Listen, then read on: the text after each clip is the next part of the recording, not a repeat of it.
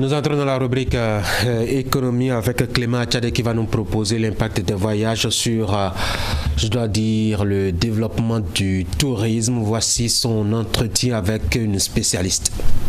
La contribution des voyages dans le développement du tourisme. Dites-nous déjà vous, quelle compréhension pouvez-vous donner du tourisme?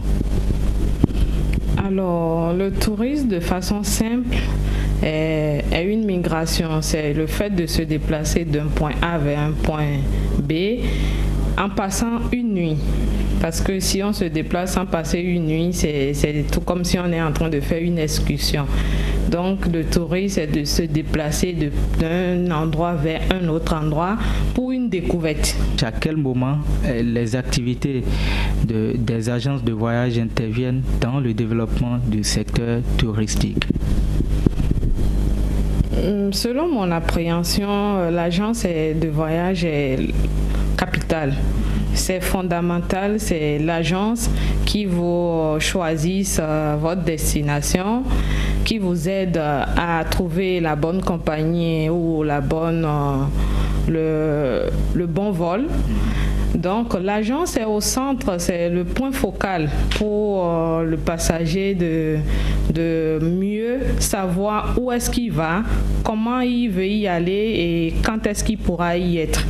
Donc l'agence joue un rôle capital, un rôle d'information, un rôle de suivi pour le passager ou la personne qui veut se déplacer. Alors, une agence de voyage, bien évidemment, comme vous l'entendez, voyage, s'occupe de la billetterie.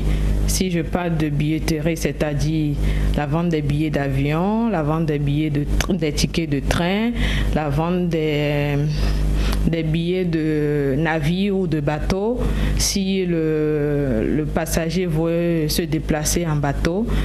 L'agence de voyage s'occupe aussi de la location de voitures parce qu'un touriste peut se déplacer aussi avec une voiture. L'agence de voyage aussi a pour activité aussi de compléter à tout ce qui fait le tourisme. Le tourisme capital fondamental en concevant des paquets, des produits sur des destinations données. Un état des lieux des agences de voyage au Bénin de façon globale. Aujourd'hui, comment se portent les agences de voyage? Alors, je dirais aujourd'hui, sans vous mentir, que le secteur est un peu malade. Le secteur est malade capitalement par nous aussi nos rôles. Parce que nous, en tant que promoteurs des agences de voyage, nous devons aussi encadrer notre secteur, assainir un peu notre secteur.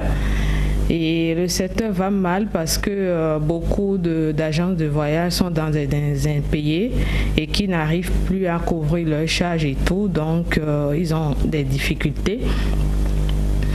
Mais nous nous réjouissons parce que au-delà de notre maladie que nous avons, qui est le côté financier, je dirais, nous nous réjouissons que l'État est en train de vouloir mettre en valeur notre secteur. Parce que les États passés n'ont pas pu nous montrer, nous donner l'importance au tourisme dans le pays. Quand vous parlez de ce rôle que l'État est en train de jouer et que vous appréciez, de quoi parlez-vous concrètement? Nous parlons de la revalorisation du tourisme, nous parlons de notre secteur, des réformes qui s'opèrent au niveau de notre secteur. Nous parlons aussi de la valorisation de notre secteur. Parce qu'avant, vous n'entendez pas le tourisme, mais aujourd'hui, je pense que même les écoliers savent qu'il y a un secteur qui peut ramener de l'argent dans le pays, il y a un secteur qui peut amener de l'emploi dans le pays, qu'est le tourisme. Donc nous nous réjouissons aujourd'hui qu'un regard soit tourné vers notre secteur.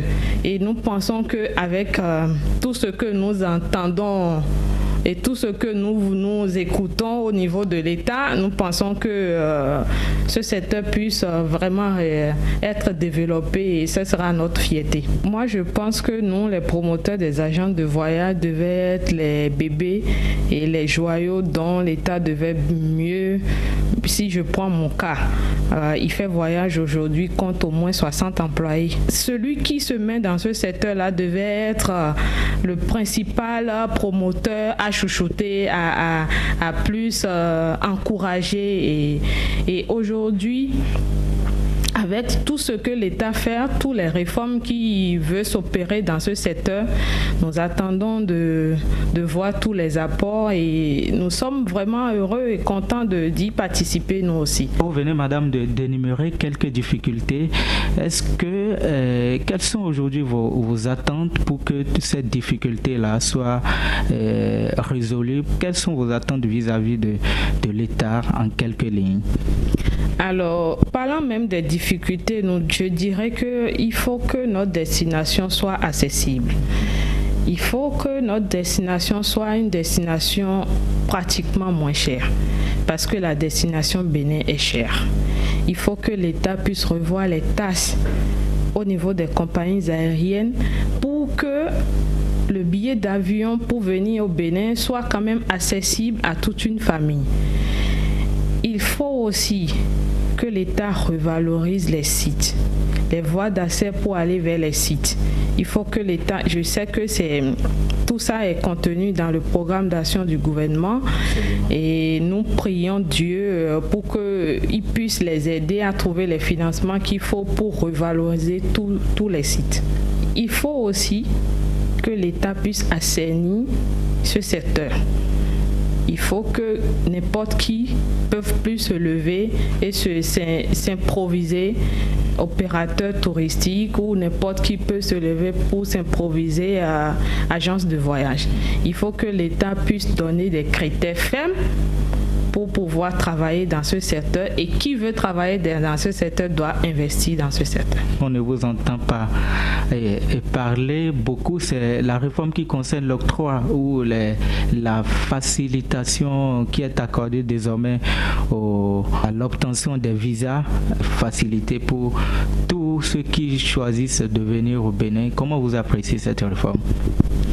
Alors ça, c'est le premier résultat que nous avons eu au niveau des acteurs touristiques et nous nous réjouissons beaucoup que les visas soient accessibles et que le touriste qui veut venir n'a plus besoin d'autant de difficultés pour avoir accès à son visa pour venir. Et nous sommes très très très heureux pour cette réforme qui a commencé et beaucoup déjà de touristes en témoignent, c'est plus facile. Nous aussi on l'a expérimenté.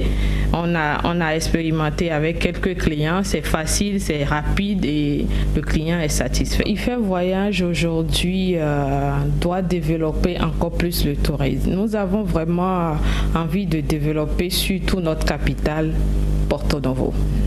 Porto Novo qui est aujourd'hui une ville particulière et une ville qui regorge beaucoup d'histoires. Le flux du Nigeria qui arrive et qui a envie de se détendre au Bénin tout un week-end, nous devons leur donner la possibilité de venir assez rapidement, juste à côté, et de se détendre, d'être bien à l'aise et de repartir avec des objets du Bénin. Aujourd'hui, notre objectif, c'est de tout faire pour montrer à toute personne qui vient au Bénin que le Bénin est un beau pays. Le Bénin a des beaux endroits. Le Bénin a beaucoup de choses dont vous pouvez venir rester et le Bénin a de l'affection. Il y a des ferveurs incomparables.